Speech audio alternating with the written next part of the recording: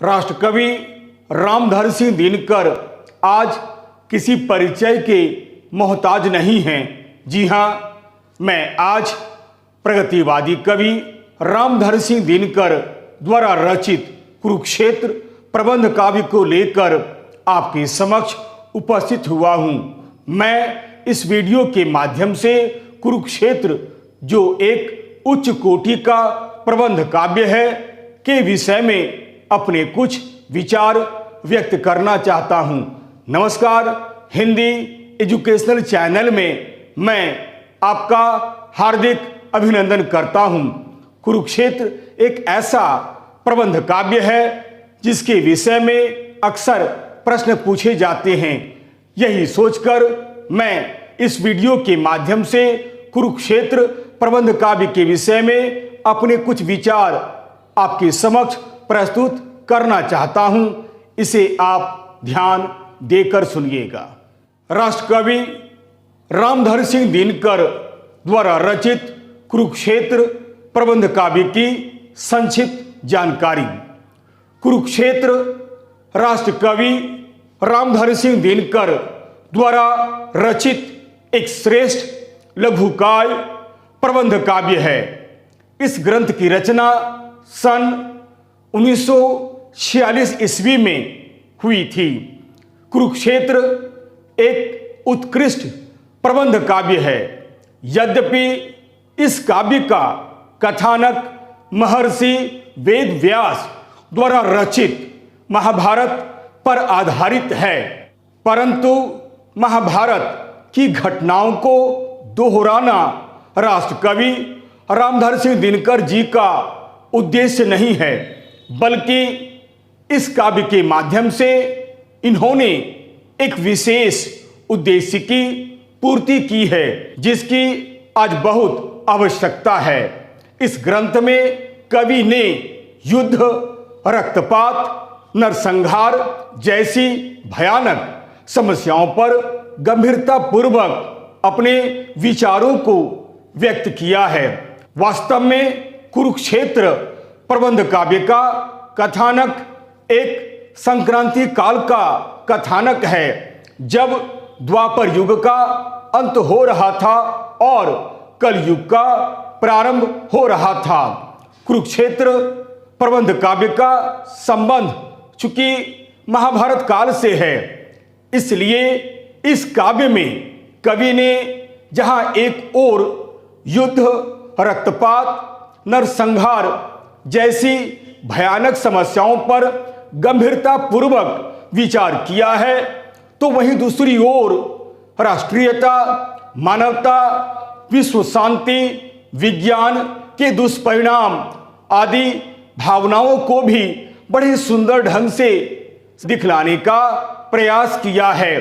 कवि ने इस काव्य में मानवीय जीवन मूल्यों तथा युद्ध की समस्याओं को दिखलाते हुए उसके समाधान पर भी बड़े सुंदर ढंग से अपने विचारों को प्रस्तुत किया है। आप सभी जानते हैं, कौरवों और पांडवों के मध्य कुरुक्षेत्र की भूमि पर एक भयानक युद्ध हुआ था, जिसे महाभारत का युद्ध कहा जाता है। यह युद्ध लगभग 18 दिनों तक चला था। इस युद्ध में जहां एक ओर पांडवों की जीत हुई थी, वहीं दूसरी ओर कौरवों की हार हुई थी। युद्ध के परिणाम को देखकर जहां पांडव खुश हो रहे थे, वहीं युधिष्ठिर बहुत ही दुखी हो रहे थे। वे युद्ध की भयंकरता को देखकर बहुत ही उद्विग्न हो गए थे। उनका मन बहुत ही अशांत हो गया था। मन में तरह तरह के प्रश्न उठ रहे थे, यानी भीषण नरसंहार, बंधु बांधवों का विनाश एवं चातुर्दिक हाहाकार को देखकर युधिष्ठिर का मन विचलित हो गया था। युधिष्ठिर यह सब देखकर रो पड़ते हैं। मन में वैराग्य का भाव उमड़ पड़ता है तथा शांति के लिए मन बेचैन हो जाता है। शांति के लिए बन जाने की बात सोचते हैं। मन को शांत करने के लिए वे भीष्म पितामह के पास जाते हैं, जो तीरों की बनी हुई सैया पर लेटे हुए थे। अंततः उन्हीं प्रश्नों को लेकर वे सरसैया पर लेटे हुए भीष्म पितामह के पास जाते हैं। भीष्म पितामह धर्मराज युधिष्ठिर को युद्ध के कारण और उसके परिणाम की चर्चा करते हुए उनके सभी प्रश्नों का उत्तर देते हैं तथा उन्हें संन्यास जैसे जीवन को न अपनाकर एक क्षत्रिय धर्म का पालन करने की सलाह देते हैं। मानव मात्र की सेवा करने की बात कहते हैं। यही नहीं, भीष्म पितामह उनके द्वारा पूछे गए सभी प्रश्नों के उत्तर तथा उनका समाधान भी बड़े सुंदर ढंग से करते हैं। बीच बीच में कवि रामधर सिंह दिनकर भी अपने विचारों को व्यक्त करते हुए चलते हैं। अतः कुरुक्षेत्र प्रबंध काव्य का मूल उद्देश्य है युद्ध और शांति के संबंध में अपने विचार अभिव्यक्त करना है। यानी कुरुक्षेत्र काव्य का मुख्य उद्देश्य युद्ध और शांति के संबंध में भीष्म पितामह और युधिष्ठिर के माध्यम से अपने विचारों को प्रकट करना है। यही कुरुक्षेत्र प्रबंध काव्य का प्रमुख उद्देश्य है तथा यही कुरुक्षेत्र प्रबंध काव्य की मूल कथा है। इस काव्य में कुल 7 सर्ग हैं। यद्यपि इस काव्य के माध्यम से रामधर सिंह दिनकर जी ने युद्ध और शांति की समस्या पर गहराई से विचार किया है, जो वर्तमान युग की एक बहुत बड़ी समस्या है। तथापि यह एक समस्या मूलक प्रबंध काव्य है, अतः इसे समस्या मूलक खंड काव्य भी कहा जा सकता है। कुछ विद्वानों ने इस काव्य को विचार प्रधान काव्य कहा है, तो कुछ विद्वानों ने इसे समस्या मूलक काव्य कहा है। कुछ विद्वानों ने इसे मानवतावादी काव्य कहा है, तो कुछ विद्वानों ने इस काव्य को युद्ध प्रधान काव्य कहा है। यही नहीं, कुछ विद्वानों ने तो इसे राष्ट्र प्रेम प्रधान काव्य भी कहा है। इसमें कवि ने हिंसा, अहिंसा, जय, पराजय, गांधीवाद, समाजवाद, पूंजीवाद आदि गंभीर विषयों पर भी बड़े ही सुंदर ढंग से अपने विचारों को व्यक्त किया है। अतः कुरुक्षेत्र में कवि ने पौराणिक आख्यान के माध्यम से आधुनिक युग की विभिन्न समस्याओं को बड़े ही सुंदर ढंग से दिखलाया है तथा इसका समाधान भी प्रस्तुत किया है। महाभारत के युद्ध के पश्चात युधिष्ठिर के मन में जो पश्चाताप हुआ था, उस पश्चाताप को भी कवि ने बड़े ही सुंदर ढंग से दिखलाया है तथा युद्ध की अनिवार्यता है या नहीं है, इस विषय पर भी गंभीरता पूर्वक विचार किया है। कुरुक्षेत्र की समस्या है युद्ध की समस्या। इस समस्या को हम कई रूपों में देखने का प्रयत्न कर सकते हैं। जैसे युद्ध आखिर क्यों होता है? क्या युद्ध होना अनिवार्य है? युद्ध का दायित्व किस पर है? युद्ध पाप है या पुण्य? क्या युद्ध को रोका नहीं जा सकता है? क्या युद्ध को रोकने के लिए मनोबल की आवश्यकता पड़ती है या शारीरिक बल की आवश्यकता होती है? यानी युद्ध को मनोबल के आधार पर रोका जा सकता है या शारीरिक बल के आधार पर रोका जा सकता है? संपूर्ण संसार में शांति की स्थापना कैसे हो सकती है? आदि आदि गंभीर विषयों को रामधर सिंह दिनकर जी ने इस काव्य के माध्यम से बड़े सुंदर ढंग से दिखलाने का प्रयास किया है।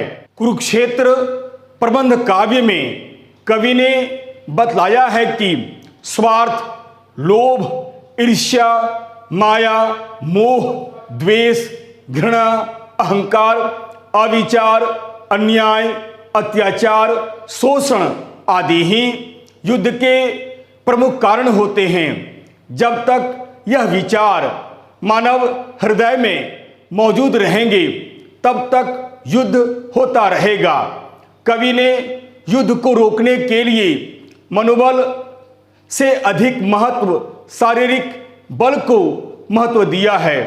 कवि ने तो यहाँ तक कह दिया है कि हृदय परिवर्तन, अहिंसा, तप, सत्याग्रह, क्षमा तो अपने आप में देवोपम गुण है।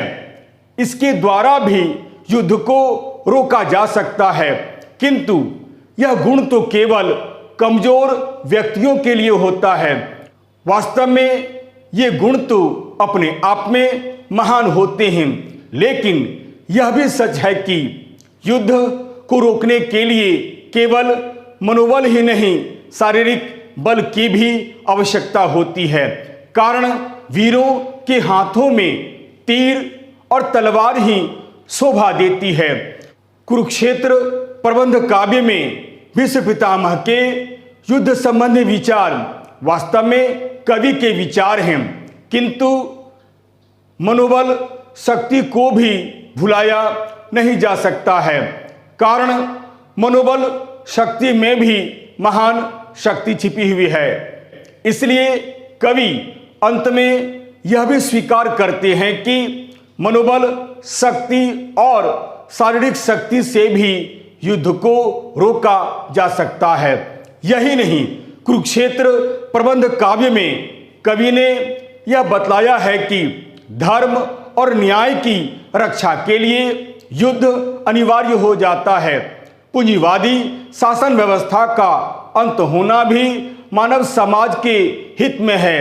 विश्व मानवतावाद तथा स्नेह प्रेम से ही हिंसा, स्वार्थ, शोषण आदि बुराइयों को दूर किया जा सकता है। यदि हम समाज में सुख और शांति की स्थापना करना चाहते हैं तो हमें स्नेह और प्रेम का सहारा लेना पड़ेगा।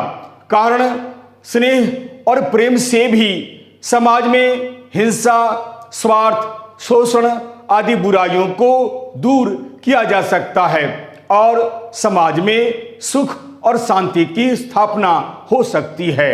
इस काव्य में केवल दो ही प्रमुख पात्र हैं, युधिष्ठिर और भीष्म पितामह। धर्मराज युधिष्ठिर इस काव्य के नायक तथा प्रमुख पात्र हैं। महाभारत युद्ध के पश्चात जहां पांडव दल विजयी होकर प्रसन्नता से झूम उठते हैं, वहीं एकमात्र युधिष्ठिर ही ऐसे व्यक्ति हैं जो युद्ध की भयंकरता तथा भीषण नरसंहार को देखकर दुखी हो जाते हैं। ग्लानि से उनका मन भर उठता है और पश्चाताप करने लगते हैं। मन बहुत ही उद्विग्न तथा अशांत हो जाता है। मन में तरह तरह के प्रश्न उठने लगते हैं। अंततः उन्हीं प्रश्नों को लेकर वे अंत में सरसैया पर लेटे हुए भीष्म पितामह के पास जाते हैं। भीष्म पितामह धर्मराज युधिष्ठिर को युद्ध के कारण और उसके परिणाम की चर्चा करते हुए उनके सभी प्रश्नों का उत्तर देते हैं तथा उन्हें संन्यास जीवन न अपनाकर एक क्षत्रिय धर्म का पालन करने की सलाह देते हैं। अंत में सभी समस्याओं का समाधान भी आसानी से हो जाता है। धर्मराज युधिष्ठिर को ही फल की प्राप्ति होती है। अतः धर्मराज युधिष्ठिर ही इस काव्य के नायक हैं। यद्यपि धर्मराज युधिष्ठिर इस काव्य के नायक हैं, तथापि उनमें कई गुण भी दिखलाई पड़ते हैं। जैसे धर्मराज युधिष्ठिर धीर, वीर, गंभीर, साहसी और पराक्रमी तो है ही, वे करुणा के सागर, अहिंसावादी, सत्यवादी, विश्व बंधुत्व के समर्थक तथा धर्म के रक्षक आदि भी हैं। यही नहीं, कुरुक्षेत्र प्रबंध काव्य के दूसरे प्रमुख पात्र भीष्म पितामह हैं, जो धीर, वीर, गंभीर, साहसी और पराक्रमी तो है ही। भीष्म पितामह बाल ब्रह्मचारी, ज्ञान के आगार, परोपकारी, नीति में निपुण, विवेकशाली, कर्मयोगी, मानवतावादी, प्रगतिवादी तथा एक कुशल राजनीतिज्ञ भी हैं।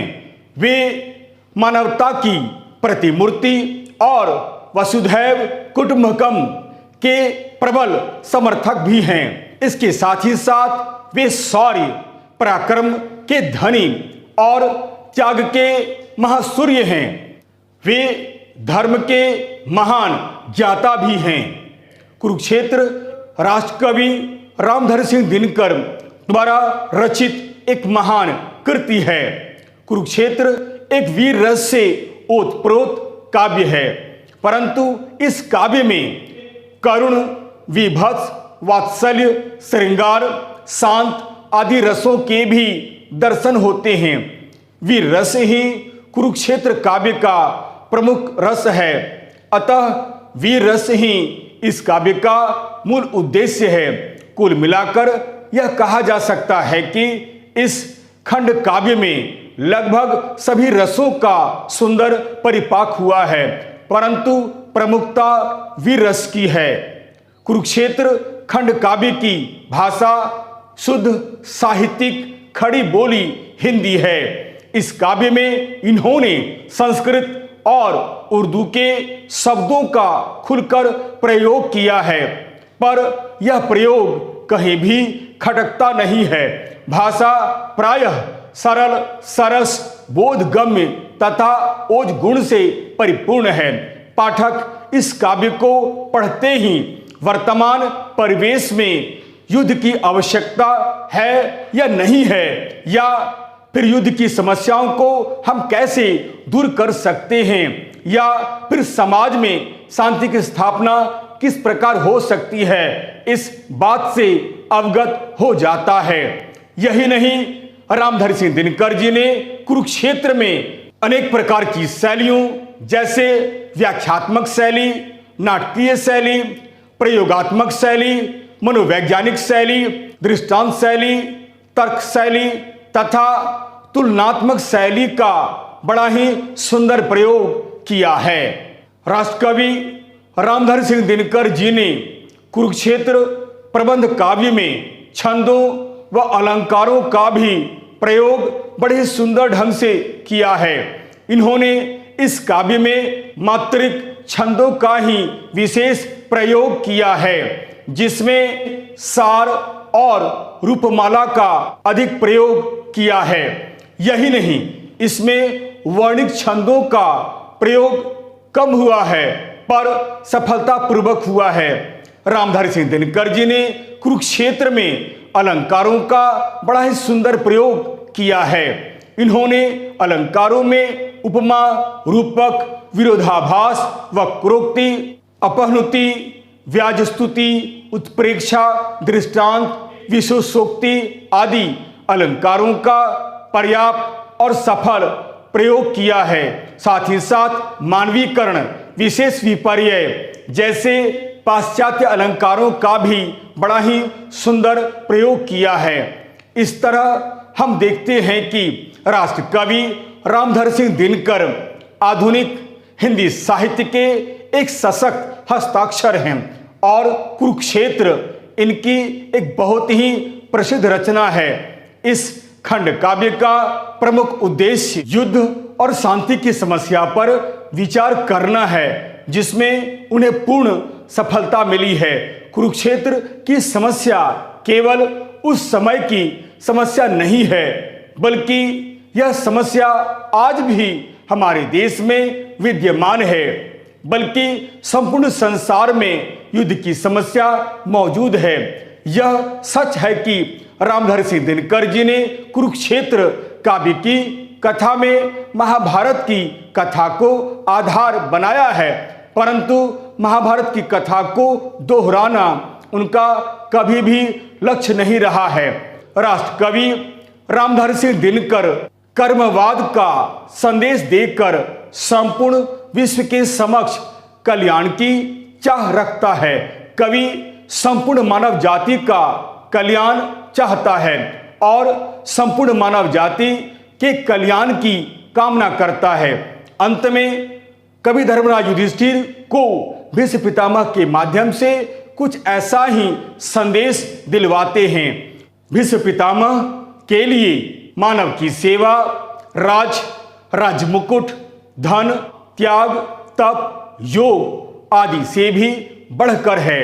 यही कारण है कि वे धर्मराज युधिष्ठिर को सन्यासी बन जाने से रोकते हैं तथा उन्हें मानव की सेवा करने की सलाह देते हैं। अतः हम कह सकते हैं कि कुरुक्षेत्र राष्ट्रकवि रामधारी सिंह दिनकर द्वारा रचित एक श्रेष्ठ लघु काव्य प्रबंध काव्य है। इस काव्य का कथानक भले ही महर्षि वेदव्यास द्वारा रचित महाभारत पर आधारित है, परंतु महाभारत की घटनाओं को दोहराना कवि रामधारी सिंह दिनकर का उद्देश्य नहीं रहा है, बल्कि इस काव्य के माध्यम से एक विशेष उद्देश्य की पूर्ति की है, जिसकी आज बहुत आवश्यकता है। युद्ध की समस्या एक बहुत बड़ी समस्या है। राष्ट्रकवि रामधारी सिंह दिनकर जी ने इस काव्य के माध्यम से इस समस्या को बड़े ही सुंदर ढंग से सुलझाने का प्रयास किया है। यह समस्या एक गंभीर समस्या है, परंतु इस समस्या को हम कैसे सुलझा सकते हैं, राष्ट्रकवि रामधारी सिंह दिनकर जी ने इसे बड़े ही सुंदर ढंग से बतलाने का प्रयास किया है, जिसमें उन्हें पूरी सफलता मिली है। यदि आपको यह वीडियो अच्छा लगता है तो आप इसे लाइक करें, शेयर करें और तो और सब्सक्राइब करना आप बिल्कुल नहीं भूलें। याद रखिएगा, मेरा यह चैनल, मेरा यह वीडियो एक प्रकार से एक एजुकेशनल वीडियो है। यह एक एजुकेशनल चैनल है, अतएव लाइक, शेयर और सब्सक्राइब अवश्य करें। और हाँ, यदि मेरे वीडियो में अगर आपको कहीं भी किसी प्रकार की कोई त्रुटि या कोई कमी नजर आती है तो आप साफ कमेंट्स करें, ताकि मैं उन गलतियों पर ध्यान दे सकूं और आपके लिए एक बहुत ही सुंदर छात्रोपयोगी वीडियो बनाकर प्रस्तुत कर सकूं, ताकि आप अधिक से अधिक इसका लाभ उठा सकें। तब तक के लिए नमस्कार, धन्यवाद।